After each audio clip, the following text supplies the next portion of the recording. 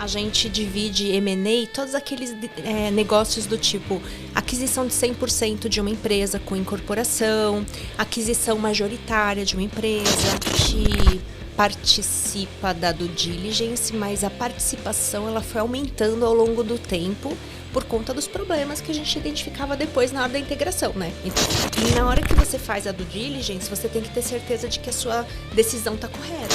Então, mulheres de várias outras profissões, para apresentar para elas, ensinar para elas tecnologia e dados, e muitas delas mudaram a vida por causa desse aprendizado novo. Foi uma coisa assim excelente, excepcional. Muito bem, meus amigos do PPT no Compi. Hoje eu tô aqui com a Cris Kusuki, que é gerente executiva da Serasa Experian, Johnny. Prazer, Cris. Bem-vinda. Prazer é todo meu. Obrigada pelo convite.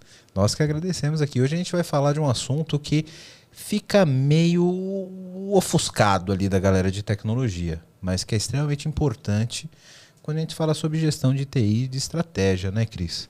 Que são aquisições e fusões de empresas, o famoso M&A, né? Fala um pouquinho sobre você e sobre o seu trabalho, Cris. Se apresenta para a galera. Bom, eu sou a Cris Kusuki, como o Wellington falou, e eu trabalho com essa ação de M&As desde que eu entrei na empresa, que foi em janeiro de 2022. Então, faz 2 anos, né? Antes num cargo de arquitetura corporativa e Viva agora sindicato. numa outra posição. Exatamente. Eu sou da turma. Ninguém sai daqui. Eu sou da turma. Mas eu acabei levando junto comigo quando eu mudei de função, né? Há cerca de 90 dias. E é um assunto muito divertido de conversar, porque ele tem muitos aspectos, acho que ele é multifacetado, e a gente vai ter uma conversa aqui, acho que vai ser bem legal. Sem dúvida. Você quer entender como que, se você já passou por uma empresa que foi comprada, ou que comprou uma outra, quer entender como essas decisões são tomadas, né, Johnny? Como que é feita essa avaliação de tecnologia. Se você quer saber por que na bela segunda-feira você mudou de chefe e teve que fazer todo um projeto de arquitetura completamente do zero. Isso. Você quer entender por que aquela aplicação teve que migrar de uma aplicação para A. A Cris diz que não é aleatório. Não é só para acabar com a sua vida. Isso, exatamente. Então, acompanha com a gente, que o episódio está muito bom. A gente vai explicar como funciona esse processo, quais são as decisões executivas e como que isso desencadeia aqui uma série de ações que levam a projetos operacionais, né, Cris, de mudanças de plataforma. O papel que etc. a tecnologia tem nessas discussões de mais alto nível. É isso aí. Então, acompanha com a gente que o episódio está muito bom. E o que mais, Johnny? Se inscreva no canal. Se inscreva clique no no canal. sininho, dê like. Clique no sininho, compartilhe o episódio. E você pode ser membro do PPT Não Compila. Sabia disso, Johnny? Não sabia. Você pode ir lá e pode ser membro do podcast. E você corre o risco de vir ver aqui o episódio ao vivo. Já pensou? Temos cerveja. Eu ainda não sei se isso é bom ou ruim. Se a galera... Se eu tô atraindo... Vamos dar a resposta padrão? Depende. Depende, exatamente. Viu? A Cris é do sindicato. Ela foi bem... Pra gente vai ser interessante, né? Exatamente. Vamos ver as nossas intimidades aqui. Vamos ver que isso aqui não é bagunça. Isso aqui tem toda uma metodologia. Um TOGAF do podcast. Então... Seja nosso membro, se a gente pode compartilhar e trazer conhecimento para você, trazer alguma coisa de boa para sua vida profissional, contribua com a gente e vem que o episódio está muito bom. Bora!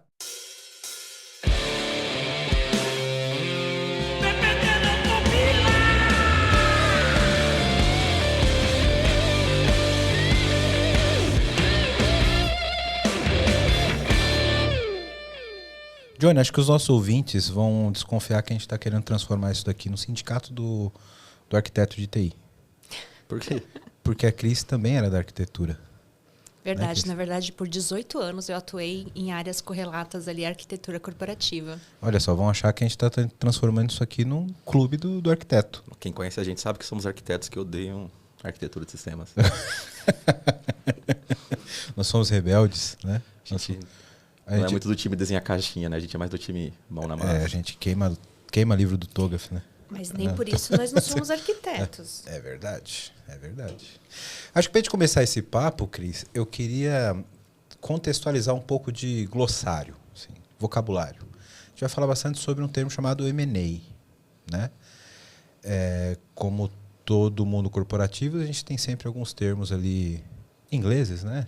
Americanos, certo, E Johnny? siglas, principalmente, E né? siglas. Então, pode ser que uma outra pessoa não entenda exatamente o que é o M&A. Queria que você desse um overview, assim, de forma bem bom. sucinta. Olha o inglês aí, que é o um overview. O overview. Não é uma demonstração, é um overview. Isso aí, eu acabei de criticar, a gente usa termos em inglês e peço para fazer o quê? Para dar um overview, né, Johnny? Você tem que melhorar seu mindset. Deu Você que- tem uma ideia. É verdade.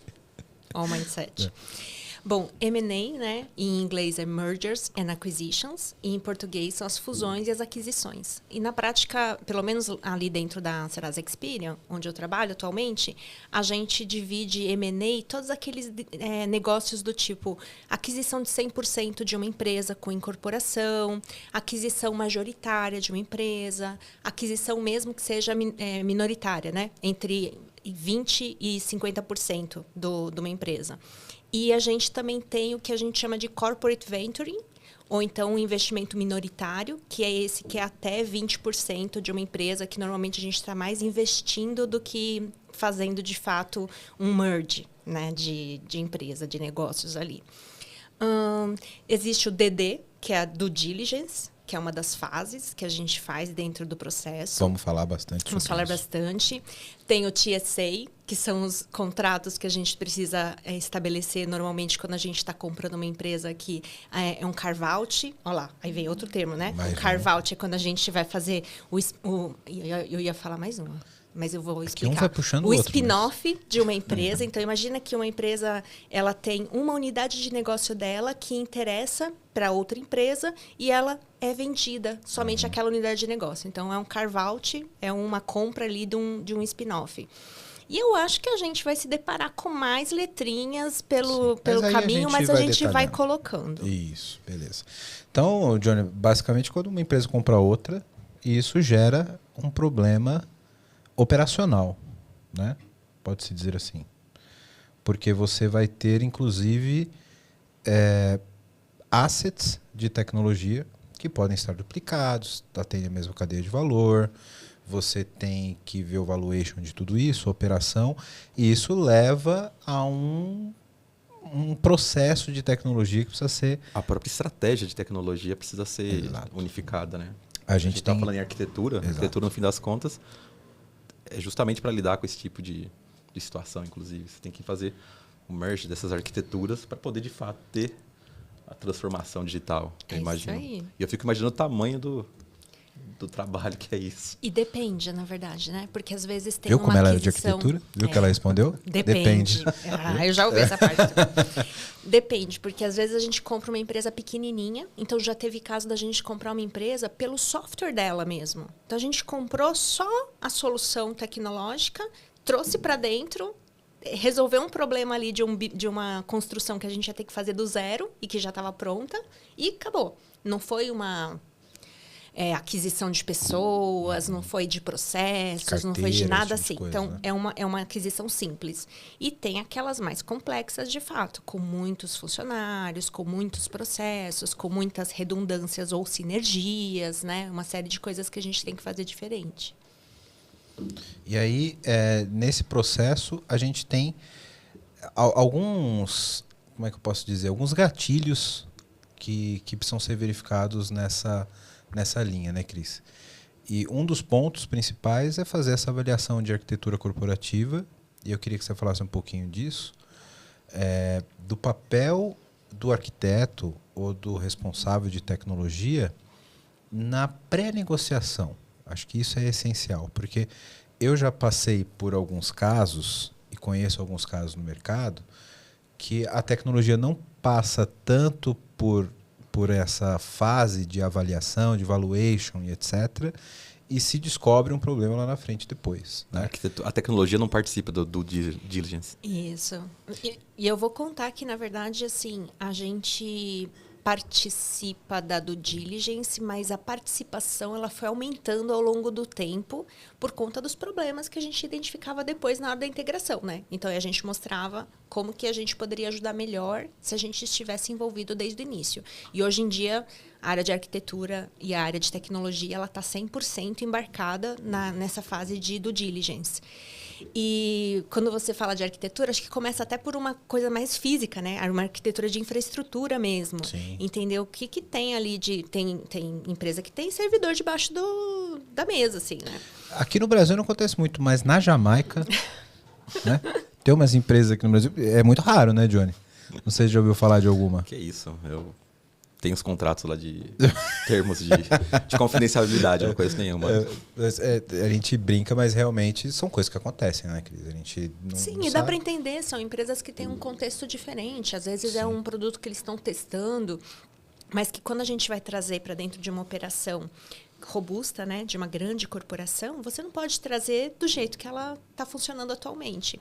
Então, a gente começa mesmo com essa arquitetura de infraestrutura, depois vai para uma arquitetura mais de referência para entender aplicações, tecnologias, versões de coisas que eles estão usando. Já teve caso também da gente achar versão de PHP totalmente... além de ser PHP, totalmente vencido, né? Sem olha suporte. que o host é um entusiasta. Eu senti um... Além de ser PHP, você sentiu aí, Johnny? Foi. Senti um certo... Desculpe se ofendi. Esse é um meme oficial do PHP não compila. Do PHP não compila, é ótimo. Porque PHP também não compila, né? Então, tudo bem. Mas... abraço, meus amigos do PHP. Continua, Cris. Bom, desculpe se ofendi alguém, mas assim, na prática, era uma versão velha. Era por isso que era ruim, tá? Isso, E aí tinha muitas vulnerabilidades e a gente PHP precisava 4, fazer... HTML3... né? Por aí. E a gente precisava ajustar tudo, né? Então, assim, quando a gente... A Serasa Experian é uma data tech. Então, para a gente, dados e tecnologia são nossos assets, né? É por isso que a gente compra outras empresas também. E se a gente for olhar que essa tecnologia ela não é sustentável, ela não é escalável, ela não tem aqueles atributos todos que a gente precisa procurar com bons arquitetos dentro de uma solução, a gente tem um problema. Que ou a gente vai precisar fazer realmente uma série de combinados do que precisa ser regularizado antes da empresa ser adquirida, ou a gente vai ter que arcar com uma fase de adaptação que talvez seja até maior do que eu fazer eu mesma dentro de casa aquela solução. Então, é super crítico mesmo o olhar de tecnologia dentro dessa avaliação da empresa. Um ponto interessante, né, Wellington, que ela estava falando e eu pensei, a gente costuma tentar vender, né, para os stakeholders quando a gente quer melhorar a tecnologia da empresa, do ponto de vista de estratégia, mesmo de equipamento, sobre escalabilidade das aplicações. Né? Que esse paradigma aqui é muito melhor escalável do que outros. E raramente a gente pensa em merges, né? Que não só escalável do ponto de vista assim, do crescimento do produto, do segmento, mas também de você adquirir uma empresa nova, por exemplo, dependendo do seu parque tecnológico, essa convivência é mais fácil ou mais difícil. Exatamente. E eu vou te falar, é o ponto número 1 que dentro de tecnologia a gente é questionado pelos executivos. Se é escalável a tecnologia. Porque imagina, uma empresa muito maior comprando uma startup. Eu quero vender para muito cliente. A solução aguenta? Essa é a pergunta que sempre vem, né? Ou o que falta para ela aguentar? Quanto custa para ela aguentar? E aí a gente ajusta ali dentro aquela negociação que a gente vai fazer. Eu acho que o ponto é até um pouco mais crítico anteriormente, viu, Johnny? Porque quando a gente fala sobre aquisições, aí tem cenários diferentes, né, Cris? Quando você está falando, por exemplo, de uma aquisição de uma Big Corp para comprar uma startup, isso é meio que quarta-feira no mercado, né? Quarta-feira à tarde. Quando você está falando de merges de grandes corporações, e aí o que me preocupa do ponto de vista de arquitetura ainda mais, Cris, você está falando de duas grandes empresas. Podem ter estratégias diferentes. Estratégias diferentes, tanto de tecnologia quanto de assets de tecnologia, mas principalmente uma não conhece bem o corpo da outra ainda, né?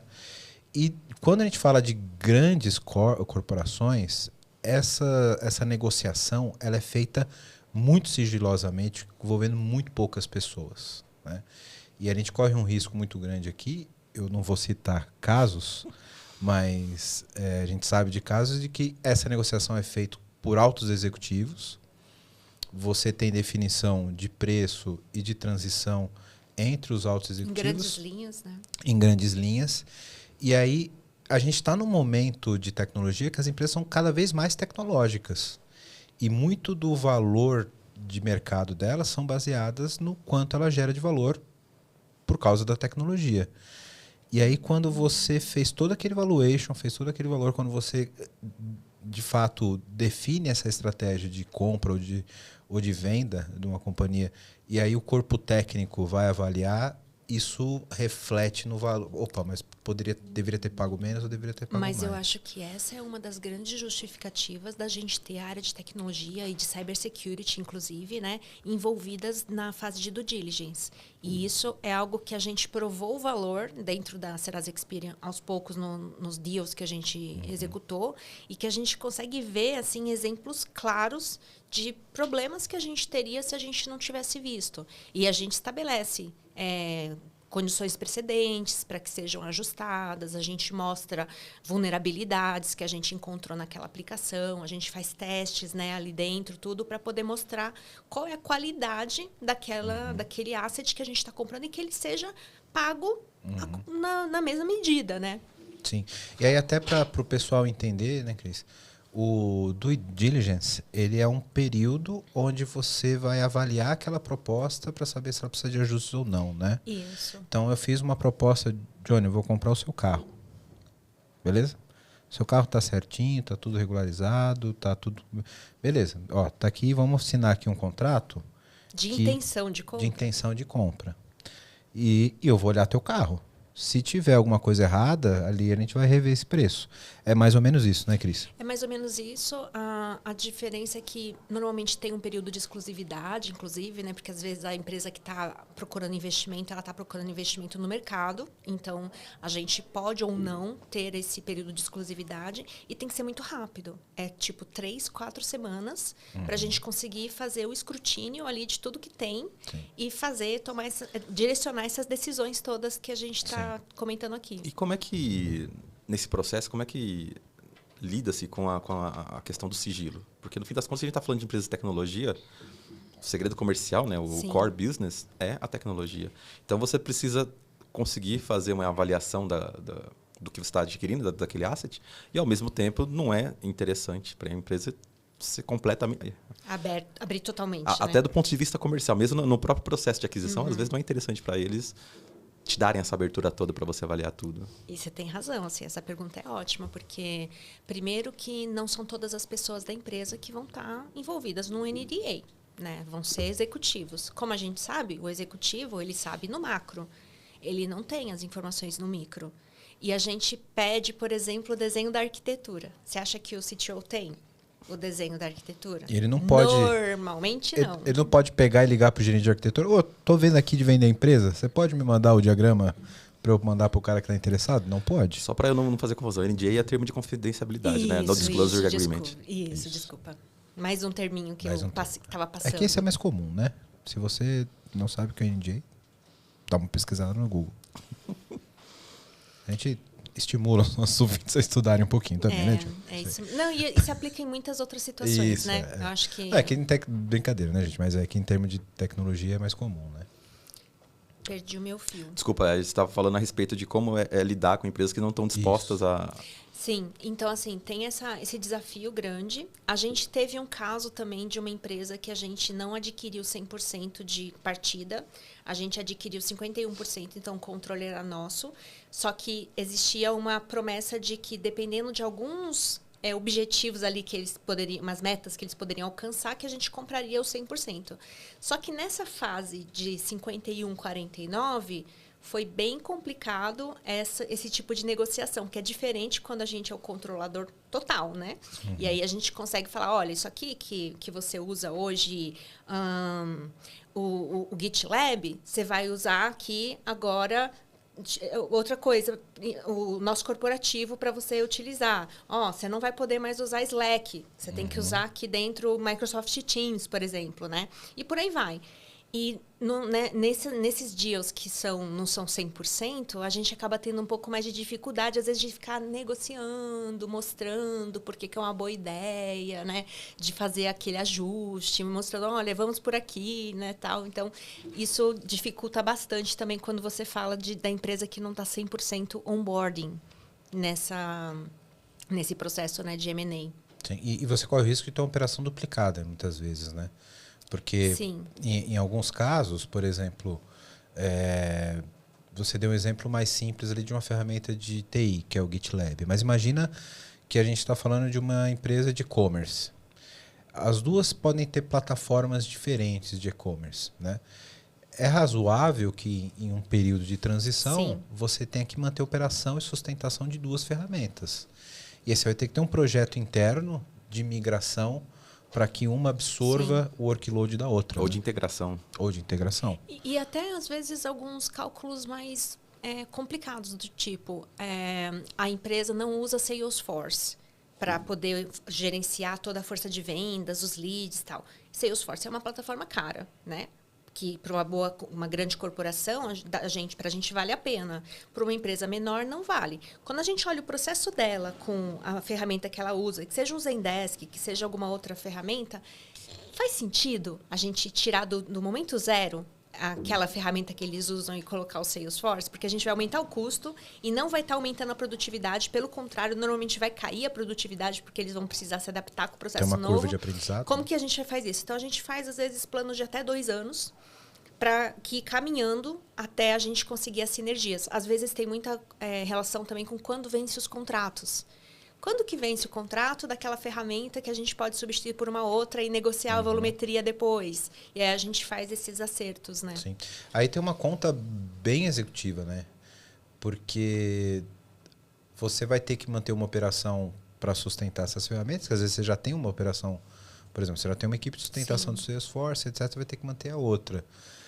Aí é uma conta difícil de fazer, né? Porque, se eu trago agora para cá, eu tenho queda de produtividade, eu vou ter um custo de projeto para vir para cá, mas vou ter uma operação um pouco mais inchada. Né? Isso depende muito de estratégia de custo. Nessa linha que o Wellington está falando, e eu acho que é um ponto interessante, vocês incluem esses fornecedores grandes nesses processos? Por exemplo, a gente está falando de SAP, Salesforce, AWS. Manhattan, o que seja. Grandes fornecedores que, obviamente, que além de serem ferramentas bem consolidadas no mercado, extremamente caras, mas o grande apelo deles também é que eles te apoiam robustos, não né? só como tecnologia, mas também como processo. Vocês consultam ou participam de processos de aquisição? Depende. Olha lá de novo. Depende. Arquiteta. Quando a gente olha muito qual o valor e quanto que isso corresponde do custo total deles de tecnologia, né? Então, vou pegar esse caso da AWS, por exemplo. A gente teve um caso de uma empresa que era GCP. Na Serasa Experian, a gente é multi-cloud. A gente tem todas as clouds. Mas, aqui no Brasil, a gente tem um contrato muito bom com a AWS e é nosso preferencial atualmente. Então, a gente tentou ver se a gente não conseguia pegar essa carga aí de GCP e passar para a AWS. Como a gente fez isso, a gente chamou a própria AWS para avaliar. Parceiros, eles querem a carga para eles e aí entra no assunto. Agora, esses casos que eu mencionei do Salesforce, do próprio SAP, a gente, no caso, usa Oracle, EBS, né? A gente não costuma envolver o fornecedor porque já é algo muito vanilla, assim, muito que a gente tem e que pra gente é mais fácil a gente trazer para dentro, tombar, pegar o processo, porque eu não vou ficar rodando folha de pagamento, por exemplo, das pessoas que vieram da outra empresa em outro lugar. Não faz sentido. Então, processos corporativos, principalmente, eles costumam tombar para aquilo que a gente já tem. Sim, e aí você leva para um processo que já está padronizado, né? Sim. Então, como se fosse um funcionário novo, só que um monte de uma vez. Isso, Você faz um onboarding para aquele processo que já está consolidado e tem uma cultura corporativa. Acho que o principal é quando você tem o produto, né, que você está adquirindo. Porque esse M&A ele tem uma razão de ser. Sim. Né?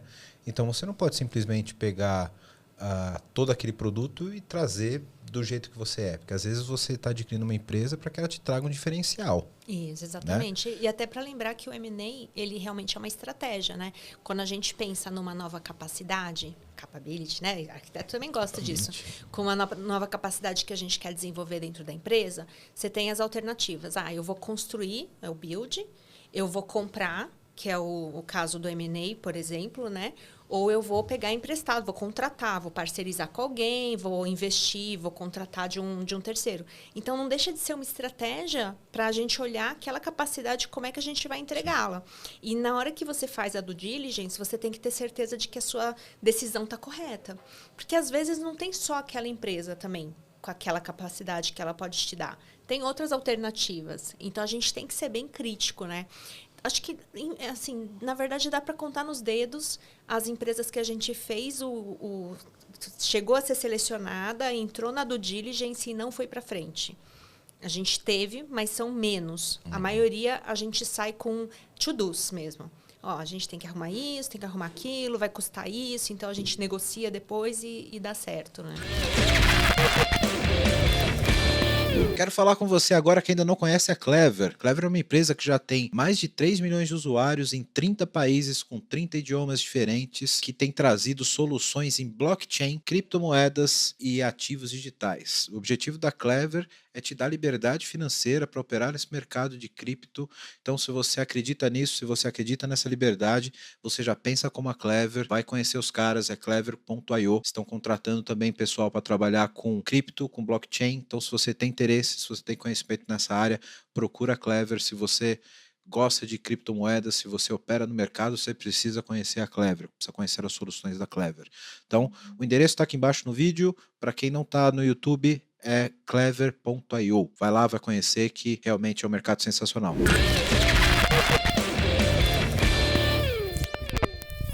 Um ponto que eu acho legal, né, Wellington, é que a gente discute muito, principalmente em outros episódios aqui, quando a gente fala de coisas mais abstratas, né, do que é arquitetura, do que é engenharia de software.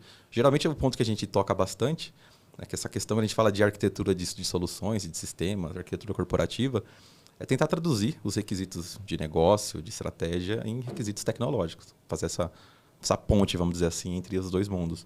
E mesmo no nível estratégico. E aí eu vejo você falando, por exemplo, de coisas que a gente já discutiu aqui, né? A gente estava falando de escalabilidade, por que soluções escaláveis do ponto de vista de cloud native, por exemplo, facilitam esse tipo de processo. E agora, por exemplo, a gente discutiu já, né, desvantagens de lock-in. Ah, sim. As vantagens de você ter uma arquitetura agnóstica, uma arquitetura que funcione com vários providers diferentes. E do ponto de vista estratégico tem essa sinergia, né? Com certeza. Se você faz uma aquisição de uma empresa que até é uma arquitetura agnóstica sem lock-in, o processo de M&A fica muito mais simplificado. E exatamente, a gente está passando no momento por um caso bem crítico que tem um lock-in muito forte com um dos cloud providers e a gente está sofrendo um bocado, para falar a verdade. Você tem quase que comprar o provider junto. A gente já sabia, né, que isso ia acontecer e estava no plano, tinha previsto tudo, mas está sendo um pouco mais cabeludo do que a gente mais imaginava. Chato, né? E Cris, um ponto que você colocou, já que você cutucou a veia do arquiteto aqui, quando você falou de capability, tem uns cenários que eu acho muito específico não, mas que é um pouco mais complexo do ponto de vista de estratégia de negócio e estratégia de TI. Você tocou num ponto que eu gosto muito de discutir, que é a estratégia de como resolver a entrega daquela capability para a companhia, né? Então, como você citou, eu posso desenvolver uma solução do zero, eu posso comprar uma solução de mercado, ou posso, no limite, fazer um M&A de uma empresa que tem uma solução que não é uma solução que está disponível no mercado. Quando a gente olha do ponto de vista de arquitetura, a gente nunca tem um capability isolado. Esse capability está sempre envolvido numa cadeia e numa subcadeia de valor, né? Então eu dependo de outras cadeias para entregar aquele capability, né? E quando eu faço a aquisição, aquele capability ele não vem sozinho, não né? vem sozinho. Não vem soltinho, né? Isso. E aí eu tenho que encaixar na minha cadeia de valor e eu vou ter sobreposição das subcadeias que vêm concatenadas com ela, né? Para resolver aquele problema. Isso pode envolver processo, pessoas e ferramentas também que estão nessa subcadeia. Como que vocês trabalham lá esse plano de transição para essas cadeias que não é a cadeia-alvo da aquisição? Uma das coisas importantes é um palavrão assim, que é interoperabilidade, né? Gosto muito. Gosto muito. Mais um business bingo? Yes. Mas é que quando a gente olha, então, uma capacidade, de fato, assim, eu estou olhando ela ali, eu preciso saber se ela é um monolito, né? Se eu vou trazer um negócio gigante, assim, para dentro de casa, e que daí depois eu não vou conseguir fazer tirar exatamente o que eu preciso. Então tem que ver quão acoplada ela é, quanto a gente consegue isolar. E precisa olhar também qual é a sobreposição. E aí a gente pode chamar de sinergia, mas normalmente não é sinergia exatamente. É sobreposição mesmo. É assim, essa capability aqui eu não preciso, porque a minha já é boa. Essa aqui talvez eu possa fazer um merge. Eu pego um pedaço aqui, tem uma base de dados que essa empresa aqui tem, que para mim vai enriquecer meu processo e eu posso utilizar. Então, é bem quase um inner source, Eu olho ali e falo assim, isso aqui dá para combinar. E tem outros que eu vou jogar fora mesmo, que não vai ser nada que vai ser útil. Até porque, em geral, uma empresa do tamanho da Serasa Experian, ela tem um objetivo não de ficar quebradinha, é de ser realmente uma empresa cada vez mais robusta e cada vez entregando soluções melhores, né, para os nossos clientes. Então, isso é super importante para que a gente analise. E isso é em tempo de due diligence, quando a gente consegue. Às vezes, a gente não tem acesso suficiente mesmo, por conta dessas questões de sigilo e de quem que está envolvido, e a gente coloca isso tudo como premissa, né? Aí vai aquela... Parece igual quando a gente chama as consultorias, né? Vem uma lista, assim, de premissas, RFP. Né? Restrições, premissas... Tem mais premissa do que requisito, né? Tipo isso. Então, é um desafio, né, Cris? A gente conseguir coordenar isso, até porque isso... É um processo que precisa ser acompanhado muito especificamente do ponto de vista de governança depois do TSA ali, né? Sim. Porque a gente corre um risco do ponto de vista de arquitetura e de gestão de tecnologia de ter sobreposição ad eterno. A gente sabe que as coisas acontecem assim às vezes, né, Johnny? Tá ali, tá funcionando, e isso vai empilhando tecnologia e se a gente não tem um plano de governança de fato, para ter esses assets unificados ou as cadeias de valor unificadas, etc., a gente pode ter uma operação cada vez mais inchada na TI, né? Como que você vê esse relacionamento, já passando para você poder dar um overview total, o relacionamento desse time de M&A com governança? Eu acho que é primordial. A gente tem já definido, né, que quando a gente começa a fazer a integração, existem algumas datas, D+30, D+90, que são feitas auditorias, inclusive. E a gente faz um processo que começa com o onboarding da empresa dentro dos processos que a gente tem e que são executados, porque a Experian é uma empresa global também, né? Então, a gente tem muitos processos que são globais, inclusive. Então, tem lá política, não tem discussão.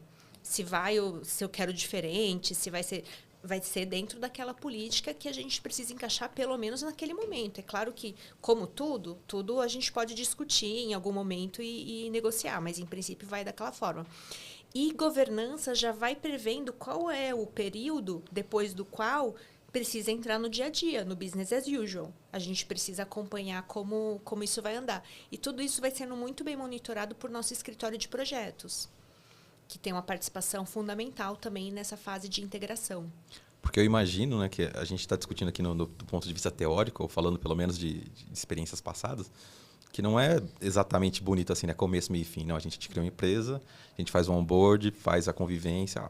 Agora que terminou, a gente adquire outra. Não, esses processos acabam acontecendo em paralelo, na maior parte das vezes, né? Quando você falou de sinergias e sobreposições, quando você tem múltiplas aquisições acontecendo ao mesmo tempo, eu imagino que o desafio fica maior ainda. Com certeza. Ano passado foram 4, né? A gente falou, a Serasa Experian desde 2021 fez 8 aquisições e só ano passado foram 4. Vocês tinham 4 TSA rolando ao mesmo tempo, tipo isso? Tipo isso. Que delícia. Maravilhoso. E um desafio. É um desafio, sem dúvida. Sem dúvida. Mas em cadeias diferentes, assim, né? Pelo menos. Mais ou menos. Assim, a gente tinha como uma processo expectativa. A gente tinha uma integrado, meta, né? Até de conseguir fazer 4 por ano. Só que o timing deles é que acabou dando... Sempre dá nunca é bonitinho como está no cronograma. Exatamente. Né? Não é bonitinho assim. No primeiro quarter começa um, no segundo quarter o outro, né? Então dá uma encavaladinha, assim, às vezes. E aí tem esse desafio de lidar com isso ao mesmo tempo, né? E aí eu entendo que o trabalho da arquitetura corporativa nesse sentido, é crucial. É grande, né? é crucial sim, é bastante grande. A gente tem um modelo federado, né, dentro da Serasa Experian. Então, a gente tem arquitetos de aplicação dentro das unidades de negócio. Na última instância, dentro do processo de integração, eles são os responsáveis por isso e eles recorrem ali aos arquitetos corporativos, caso seja necessário, para poder consultar esse tipo de decisão mais corporativa mesmo, né? Para que ferramenta que eu vou, preciso migrar, não preciso migrar, apesar de quase sempre a gente já deixar isso tudo bem indicado dentro da própria due diligence. Legal, legal. E como que funciona... Aí talvez saia até um pouquinho do tópico e talvez até da tua atuação, mas talvez você conheça.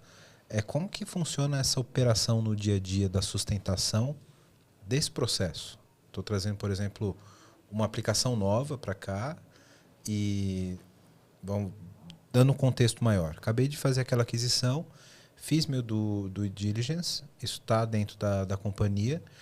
Eu não viro a chave amanhã. Eu tenho que ter essa sustentação das duas ferramentas e tenho ali um acompanhamento de projeto para unificação e etc. No dia a dia, como que funciona isso na prática? Eu acho que é bem conforme você descreveu aqui, porque o que acontece? Por mais que eu falei que foram quatro, por exemplo, aquisições no ano passado, eram de unidades de negócio diferentes. Então, assim, no caso da minha estrutura, é uma estrutura central. Eu sou corporativa, eu sou cross. Então, para mim, foram 4. Agora, uma foi de uma unidade de negócio, a outra foi de outra. Então, para eles, entra um pouco no dia a dia também, como se fosse um novo produto, uma nova solução que surgiu e que foi adicionada ali ao portfólio deles que eles precisam dar vazão. Por isso que a gente gosta de fazer o processo de onboarding, o processo de migração e, na sequência, a parte de transferência de conhecimento para entrar no business as usual mesmo. Só assim que termina o projeto. Só que o projeto de integração ele costuma levar 2 anos.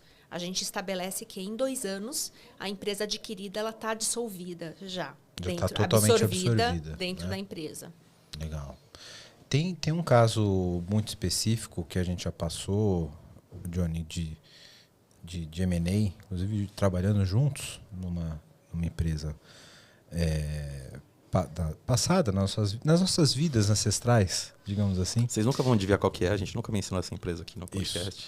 E eu queria ver se você tem algum paralelo com isso, Cris, que geralmente você compra uma empresa, mas você não compra os seus assets, você compra a carteira, você compra os seus clientes. E aí você traz aquela base de clientes para dentro da tua estrutura, digamos assim. É um caso bem específico e eu acho que como o Serasa Experian, a Serasa Experian, ela é muito grande no market share que ela atua, talvez não tenha um caso tão específico, né?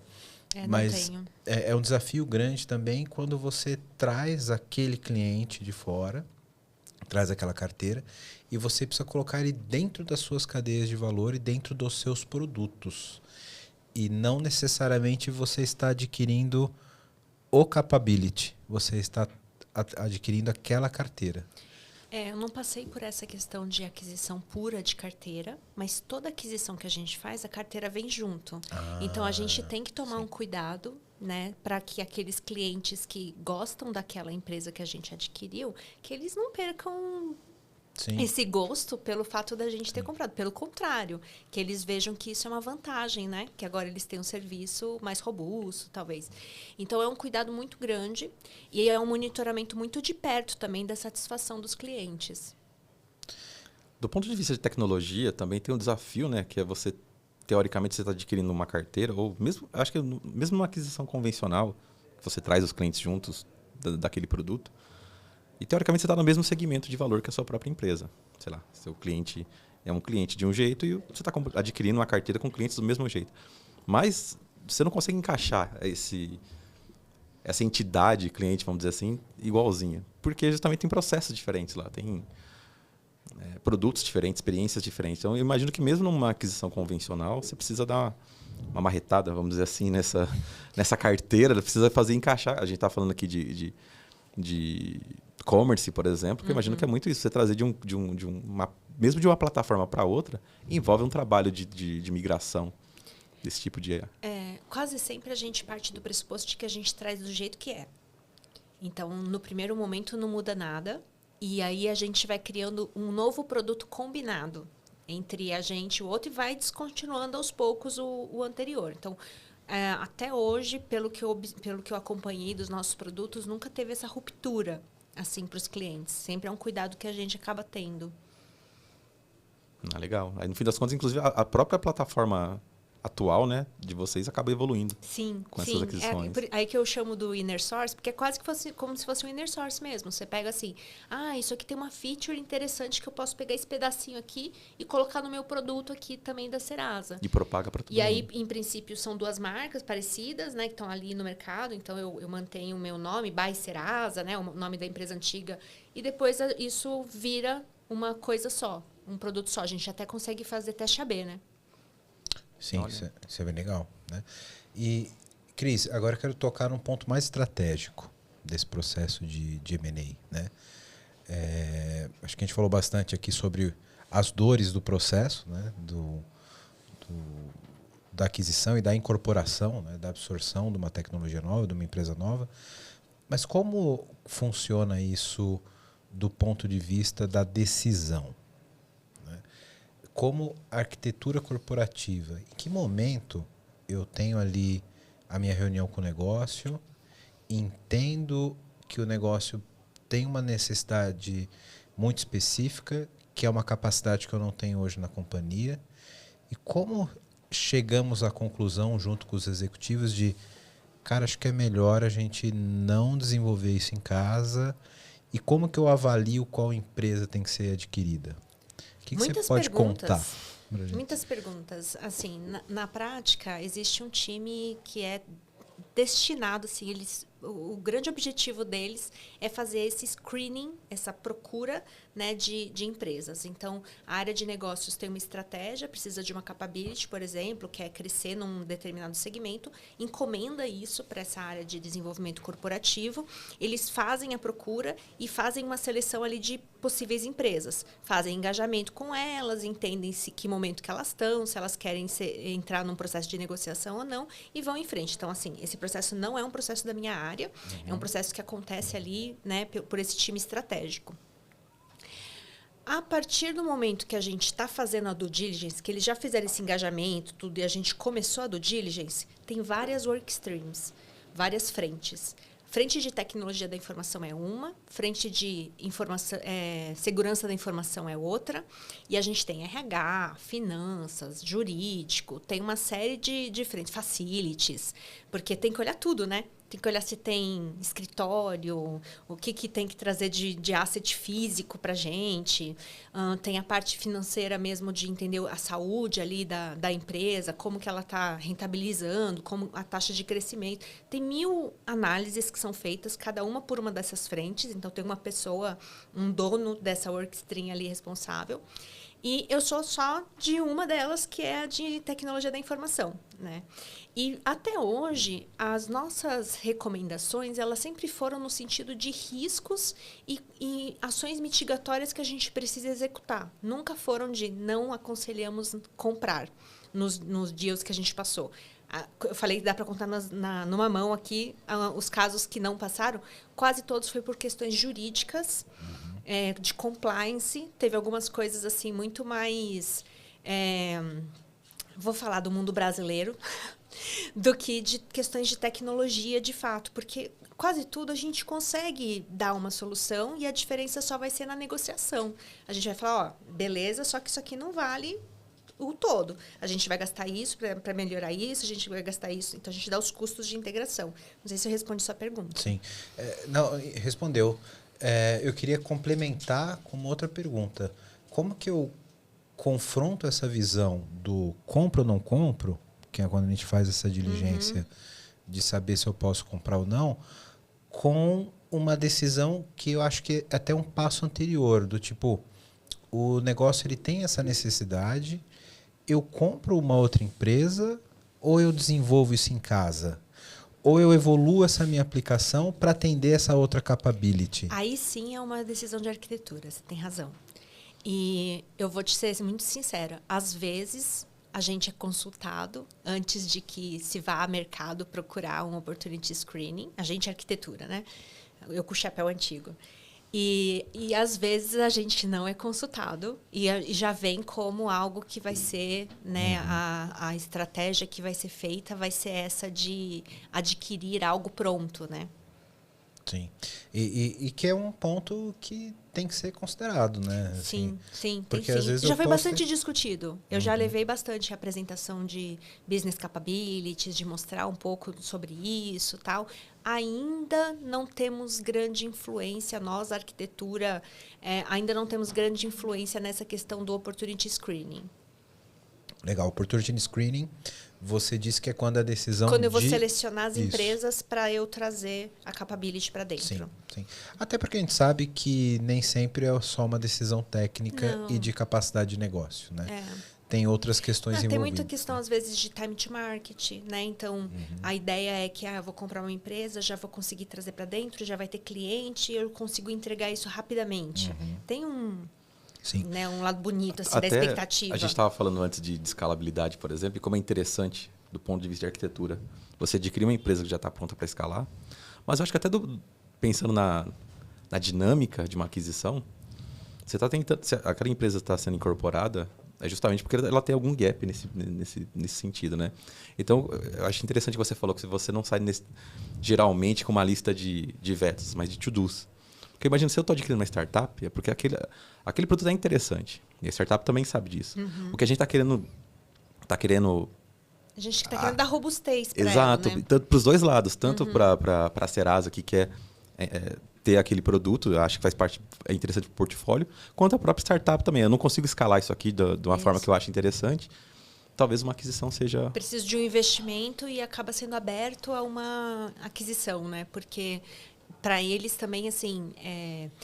eu lembro, faz muito tempo já, eu escrevi um artigo sobre essa questão das startups e a forma como elas lidam com as grandes empresas, né? E que normalmente tinha essa coisa do tubarão, né? De você vir lá e comprar mesmo as startups.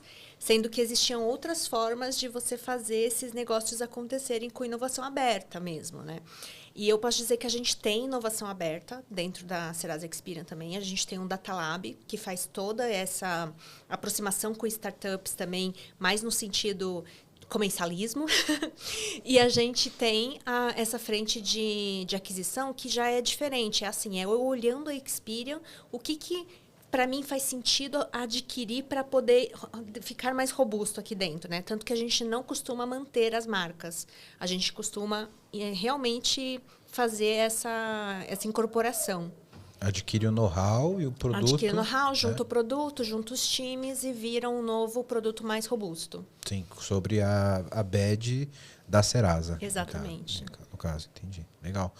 E nesse processo, Cris, como que é feita essa avaliação de roadmap? Porque, como o Johnny falou, talvez eu tô com uma startup que ela está no ponto de evoluir, né?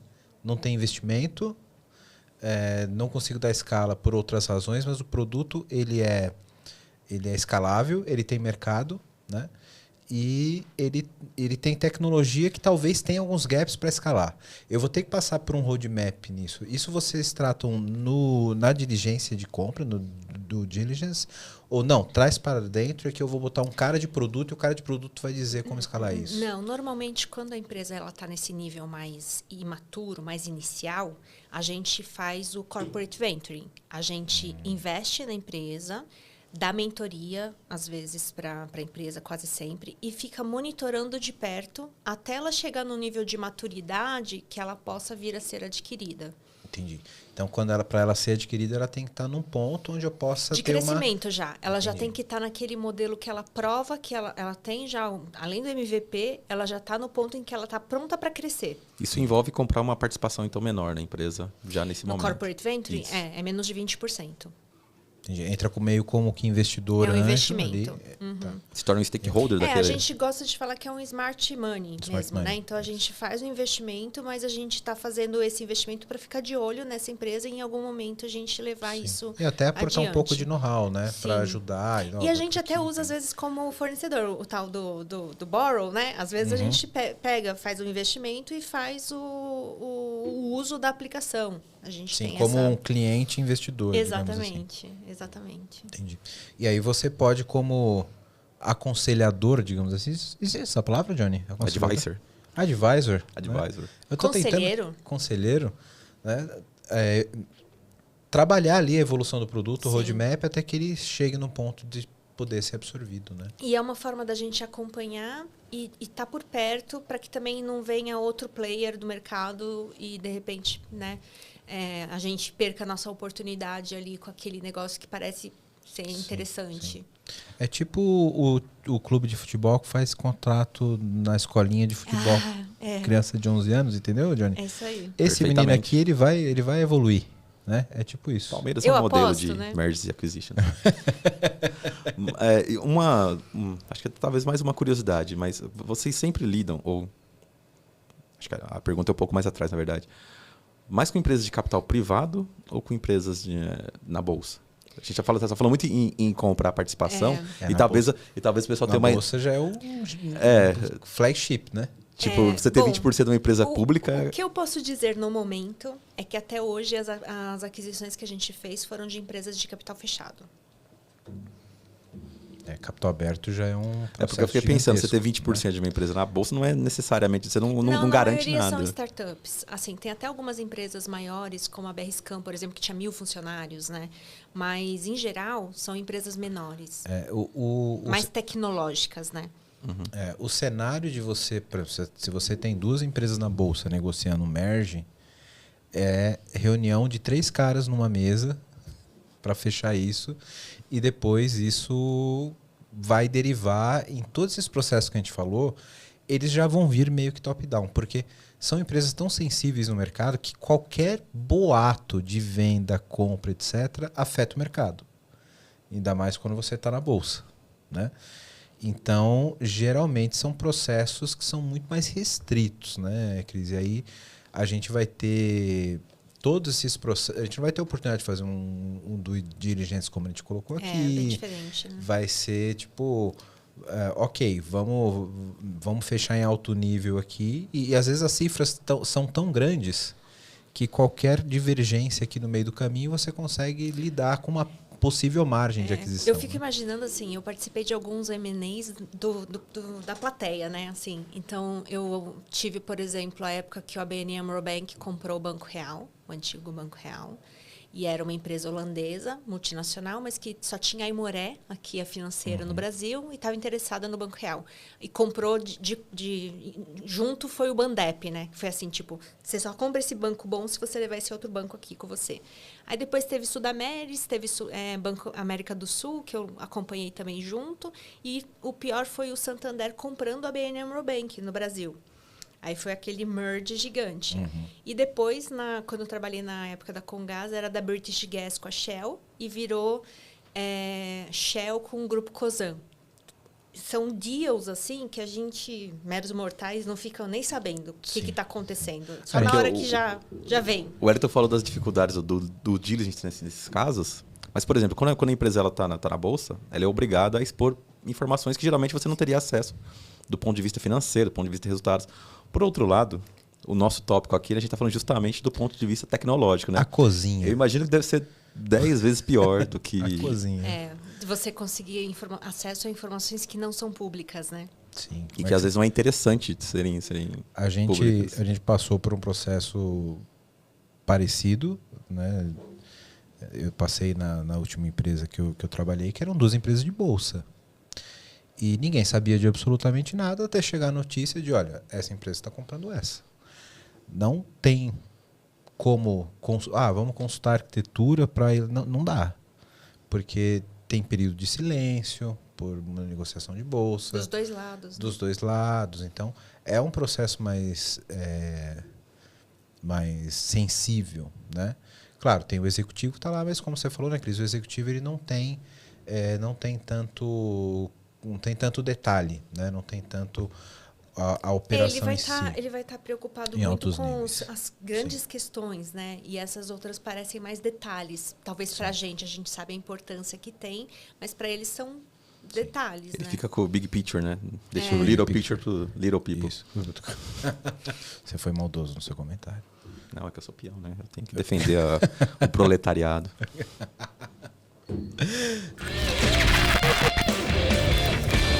Bom, você que tá vendo esse podcast da hora, tá vendo um monte de problema aqui que a gente tá colocando, né? E quer uma ajuda aí na sua empresa, faz o seguinte, entra no site aqui da VMBears, que a gente pode te ajudar. vmbears.io. Nós somos uma empresa relacionada à arquitetura de soluções, a modernizações de aplicações. Também atuamos na frente de DevOps para ajudar vocês a serem extremamente ágeis. Então, dá uma olhada no nosso site, que vai estar aqui embaixo, vmbears.io. E lá você vai poder ver um pouquinho da nossa história, dos nossos profissionais. E aproveitando, se você for um profissional da área de tecnologia que está afim de trabalhar numa empresa legal, um monte de colega, gente boa e tecnologia de ponta, manda um e-mail para peoplecare@vmbears.io. Aí já. Agora eu quero meu show, velho.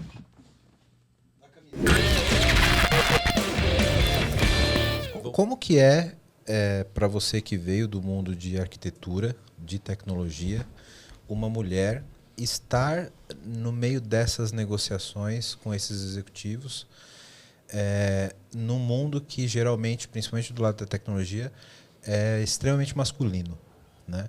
Então você ter esse poder de decisão, poder de influência num negócio tão grande, como que é estar lidando com isso numa sociedade como a nossa atualmente? Bom, eu vejo de maneira muito natural, assim, porque eu acho que, de fato, é o tipo de papel que um bom profissional precisa fazer. Não necessariamente um homem e não necessariamente uma mulher, né? Então, é algo que existem outros fatores determinantes e não o gênero exatamente. Apesar de eu saber, lógico, né, das proporções que a gente tem atualmente no mercado de tecnologia, muito menos mulheres do que homens, né? Você me e principalmente falou em cargos de 21%, né? Em geral, 21% dentro das áreas de tecnologia temos 21% de mulheres somente. Né? Então, isso pensando em geral, não é nem falando de cargo de liderança. Quando a gente vai pegando cargos de liderança, quanto mais a gente sobe, né, menor fica esse número. É um nicho muito específico, né?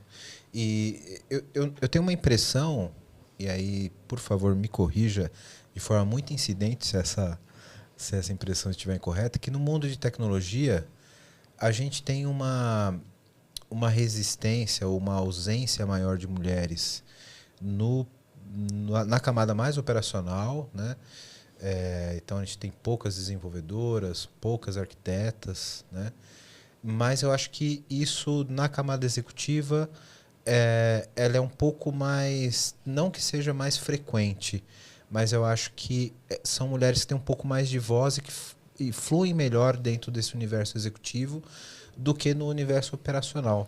Você tem essa impressão também? Eu acho que não tem nem só impressão. Essa questão é bem interessante porque na Serasa Experian, por exemplo, quando eu falo do número de mulheres em tecnologia, se eu olhar o outro número, que é o número de mulheres em cargos de liderança, dá 34,7%. Sem olhar a tecnologia, tá? Olhando o todo. Em cargos de liderança, desde coordenador, gerente até os cargos mais executivos. Então, 34,7% de mulheres. Então, é um número baixo ainda, se a gente for pensar em representatividade, mas é um número bom, né? Melhor do que os 21% de tecnologia, né? E eu acredito que seja por causa dos soft skills. Porque as mulheres, elas têm realmente, até pela cultura, pela forma de formação, tudo, elas acabam desde cedo, aprendendo mais as questões mais soft, são mais sensíveis em geral. De novo, estou falando de média, né? Não necessariamente que o homem não possa ser. Mas, em geral, tem um estilo de liderança que já é mais natural do que o do homem. O do homem acaba sendo mais comando-controle em geral. Sim. Né? Então, eu acho que e o fato da gente achar menos como desenvolvedora, tudo eu acho que é por falta de incentivo também. Por falta de modelos. Então, quanto mais a gente vai subindo e vai tendo mais mulheres em cargos de liderança, acho que a gente vai criando esses modelos. E por falta de incentivos, porque o menino ganha o quebra-cabeça e o Lego e as coisas que te pegam ali na parte do cognitivo, e a menina, a boneca, casinha, a bonequinha, fogãozinho. Não tem nada de errado nos brinquedos em si, mas é no incentivo que a gente acaba dando e no que a gente acaba gerando como um bias mesmo. E aí, na hora de escolher a carreira, elas acabam não optando pelos ciência, tecnologia, matemática e engenharia, né, que é o STEM. Você acha que do ponto de vista assim, de bias mesmo, de viés, hoje em dia está mudando bastante isso. Antigamente, tecnologia era uma área assim, considerada de nerd, uma área assim, muito, muito mais científica. E o nerd era ruim, né? Exato. Hoje em dia o nerd é cool. legal, geek, né? Exato, porque eu digo assim que ninguém me vendeu a carreira de tecnologia, sabe? Costumo dizer que eu já era nerd antes de ser modinha. Exato. Eu acho que a gente não vende a carreira de tecnologia, e eu acho uma carreira extremamente interessante, extremamente recompensadora. Eu acho que por qualquer... Obviamente que, para mim, o interesse é justamente pelo conteúdo. Mas até se você for fazer uma análise muito mais pragmática, análise financeira, por exemplo, acho que tem vantagens, inclusive, com outras carreiras, como engenharia, medicina. Sim. Ponto de vista de curva, por exemplo, assim, de rendimento, é um negócio muito interessante. Eu falo que as minhas filhas, sobrinhas, primas, eu vou falar para todo mundo ser programadora. Vou dar um mas ela, você falou desse ponto dos brinquedos, eu fiquei pensando nisso. A gente vende muito mal essa área de tecnologia, Sim. Principalmente para as meninas. Para as mulheres. E sabe que tem uma ONG que chama Inspiring Girls International. E eles fizeram essa ONG tem exatamente esse objetivo de ir nas escolas, pegar as meninas, as crianças e passar um pouco dessa ideia do que elas podem ser, né? E tem um outro trabalho também que eu queria destacar, que é o Transform-se da própria Serasa Experian. Já foram muitas turmas, né, que tiveram, mas teve uma que foi específica para mulheres. Então, mulheres de várias outras profissões, para apresentar para elas, ensinar para elas tecnologia e dados, e muitas delas mudaram a vida por causa desse aprendizado novo. Foi uma coisa assim excelente, excepcional. E a gente já teve 840 alunos formados, porque o objetivo do programa Transforma-se não é somente mulheres, são grupos minoritários, né? Então, tem pessoas com deficiência, teve essas turmas de mulheres, teve casos de alunos de escolas públicas e de comunidades. Nossa, que legal. Eu acho essa questão da visão da sociedade em não moldar a mulher para isso um negócio muito curioso, porque no começo da tecnologia... É verdade. As mulheres eram prevalentes no mundo de tecnologia. Aquele filme, né, das estrelas. Ada Lovelace foi a primeira programadora. É, muito bom, né? Muito bom. Até porque os homens, naquele momento da evolução da tecnologia, estavam muito mais focados no trabalho braçal do que no intelectual. Então, as mulheres se dedicavam às ciências exatas, etc. Por algum motivo, a gente se meteu nessa porra e estamos até hoje, Johnny. Eu acho que era por causa do frio do data center. Pode ser. Do CPD. Pode ser. Porque não é possível aquele frio. Pois é, e eu acho que, especialmente na nossa área, que é a área de arquitetura, estou te colocando junto, porque uma vez da arquitetura, sempre da arquitetura, viu, Cris? A mulher, ela tem uma visão muito mais completa do que o homem, na minha opinião. Eu acho que o homem, ele tem uma visão que é muito dentro do quadradinho, né? O homem é muito focado naquela coisa, naquele processo, etc. E eu acho que para ser um bom arquiteto, você tem que ter uma visão mais global das coisas correlatas, tem que ter uma sensibilidade de negócio e de tecnologia. E eu acho que a maneira que a mulher, no geral, pensa no todo, nas causas e consequências, é muito aderente com a área de arquitetura. E a gente deveria ter muito mais mulheres na área de arquitetura e a gente encontra muito pouco, né?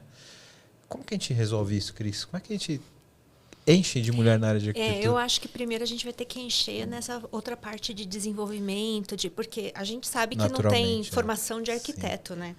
O arquiteto ele se forma através de um caminho muito longo de posições técnicas dos quais ele faz parte. Pelo menos assim que eu acredito, né? Um belo dia você desenha uma Foi caixinha ainda esse programa, você né? começa, né? Aí você tem que entender muito bem como a aplicação funciona. E depois que você entende a arquitetura de aplicação, você vai olhar um nível acima, você vai tentar abstrair e tal.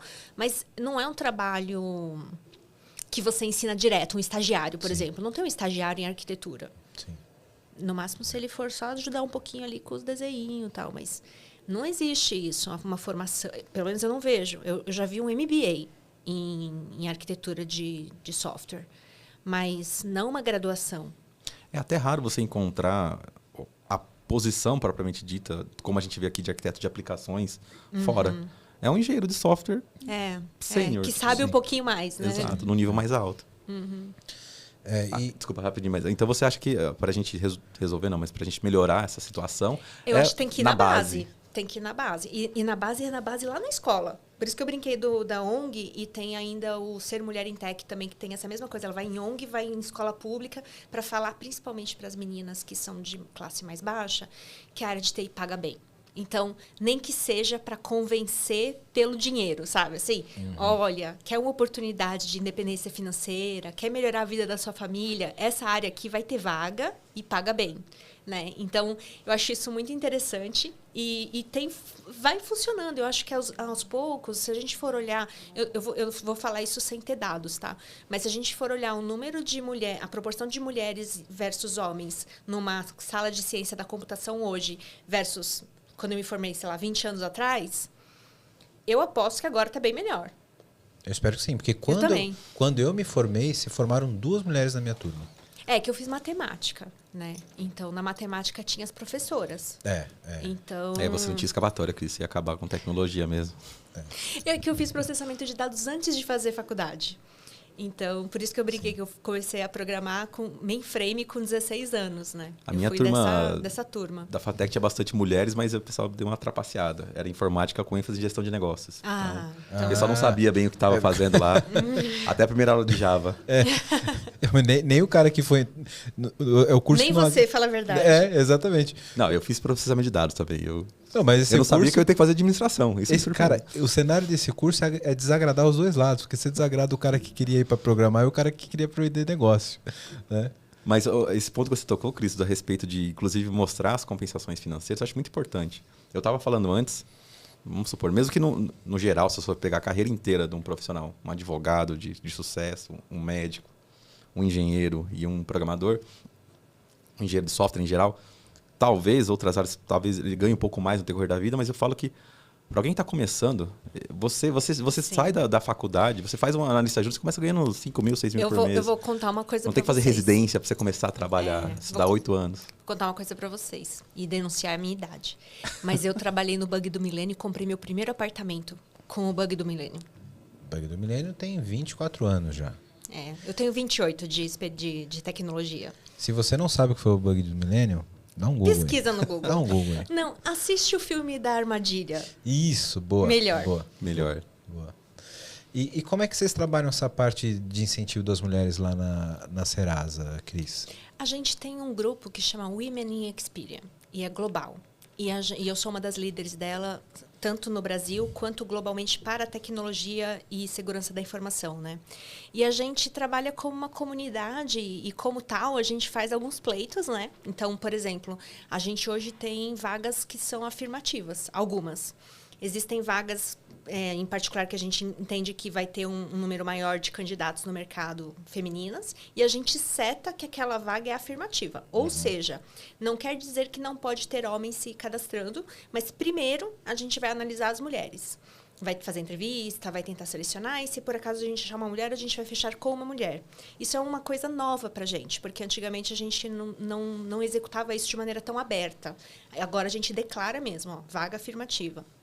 Além disso, a gente tem um podcast da Donas da Tech Toda. Vamos deixar o link aqui embaixo. A gente pode deixar sim, porque vale a pena, vale muito a pena assistir. É um podcast feito só por mulheres e para mulheres em tese, mas para homens também, que queiram saber mais sobre nosso universo feminino e tudo que a gente passa aí no meio da área de tecnologia. Que às vezes, acho que tem uma leitura diferente aí que vale a pena a gente divulgar. Essa questão de diversidade, como o Wellington falou, né? A gente está falando aqui de mulheres especificamente, mas é diversidade como um todo. Sim.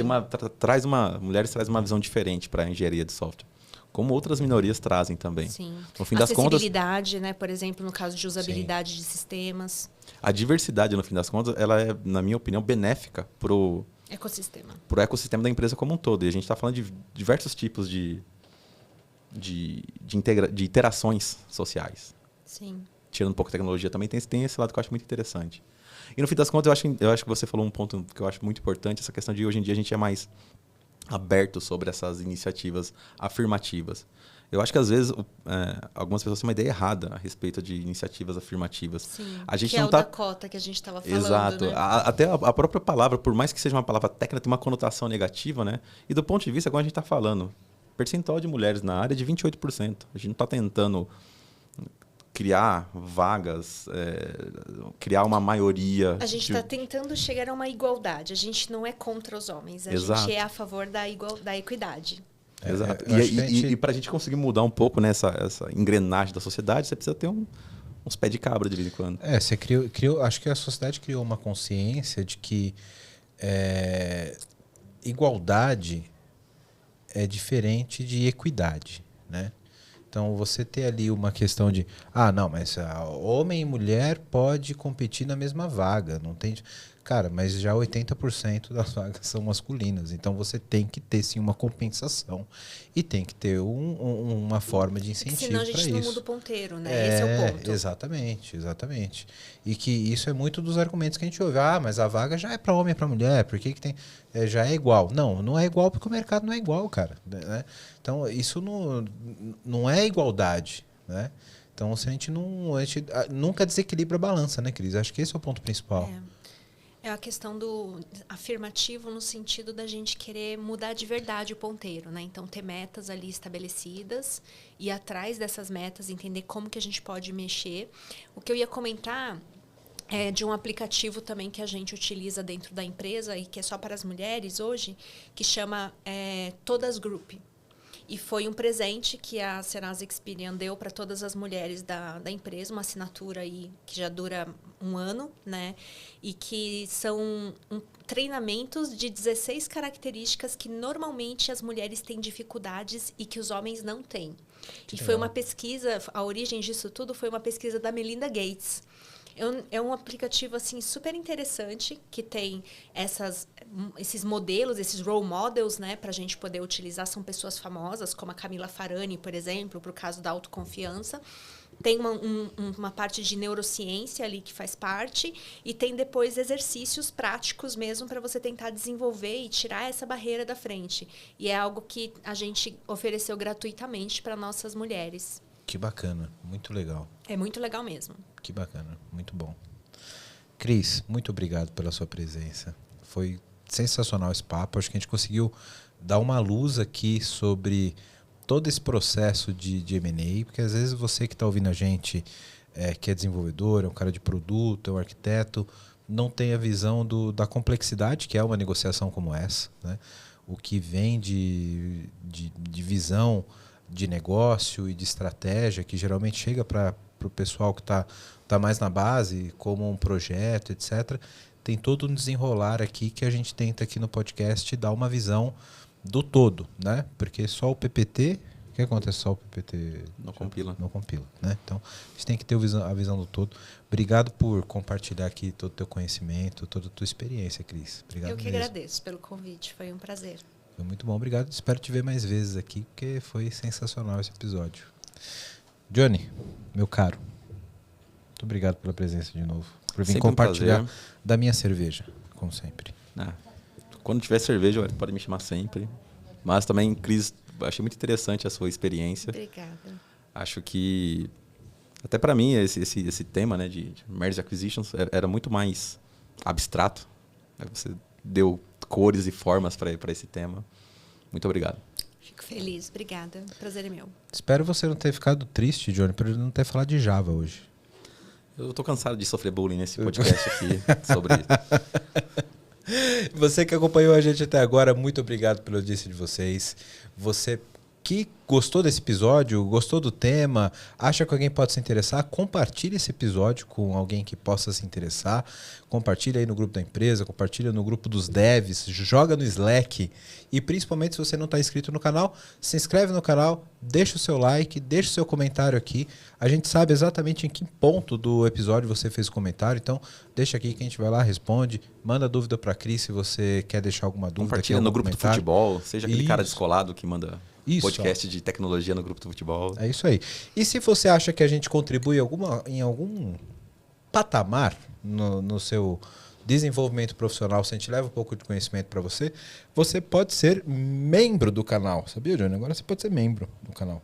Eu espero que eu seja já, inclusive. Se eu não for, Eu espero que você não sei, você assinou lá? Fez lá o membro ou não? não vou olhar antes da gente publicar esse episódio.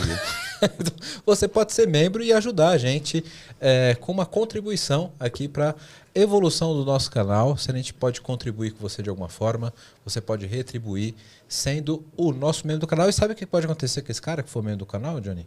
Concorre a um carro. Não, ele pode ser... corre o risco de vir ver o podcast aqui ao vivo. Olha aí, que interessante. Legal. Ele pode vir ver aqui ao vivo, cara. Já pensou? Que risco o cara tá correndo? Vai ver as nossas... Vai ver que isso aqui é uma bagunça. Os bastidores. Vai ganhar cerveja, Vai Red ganhar Bull, Isso é verdade. Vai tomar uma cervejinha com a gente aqui. Então, se você pode contribuir, seja membro do PPT no Compila. E em breve a gente vai ter alguns pockets, episódio que vai ser exclusivo para esses membros. Então, aguarde novidades aí. Obrigado, galera, pela audiência. Valeu! Obrigado!